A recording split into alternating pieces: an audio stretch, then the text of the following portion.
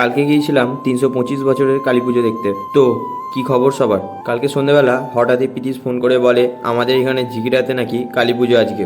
তারপর আর কি তাড়াতাড়ি করে রেডি হয়ে বেরিয়ে পড়লাম পিতিসকে আনতে যাওয়ার জন্য।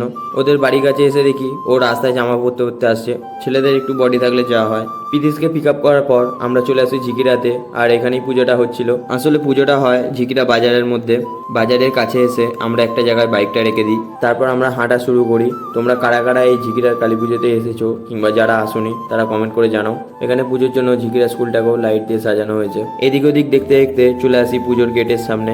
ভিতরে ঢুকে দেখি এখানে ঢাকঢোল বাজছিল এবং তার সাথে কিছু মানুষ নাচছিল, এবং সেই নাচটা বহু মানুষ দাঁড়িয়ে দাঁড়িয়ে উপভোগ করছিল।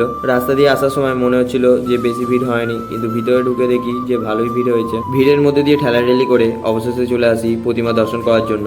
এই পুজোটা এবছর নিয়ে 325তম বর্ষে পদার্পণ করেছে। 325 বছর ধরে যে এই পুজোটা চলে আসছে এটা শুনে আমিও অবাক হয়ে গেছিলাম। আগেও আমি এখানে পুজোতে এসেছি, কিন্তু এত খেয়াল করিনি যে কত বছর হয়েছে না হয়েছে। প্রতিমাটা যেমন বড় তেমনি সুন্দরও লাগছিল, আর এখানে অনেক দূর দূর থেকে মানুষরা আসে পুজো দিতে। এরপর ঘুরতে ঘুরতে দেখা হয়ে যায় কিছু বন্ধুদের সাথে, তাই ওদেরকেও ব্লগে অ্যাড করে নিলাম। ওদের সাথে কথাবার্তা বলার পর আমরা চলে আসি মেলাতে ঘোরাঘুরি করতে করতে একটা করে আইসক্রিম নিয়ে নিলাম।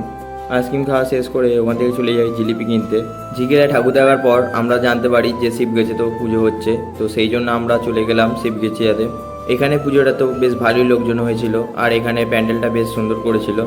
ওখানে প্রতিমা দর্শন করার পর আমরা বেরিয়ে পড়ি বাড়ির উদ্দেশ্যে। এরপর আমরা চলে আসি যে যার বাড়ি। আজকের জন্য এটুকু, চলো টাটা।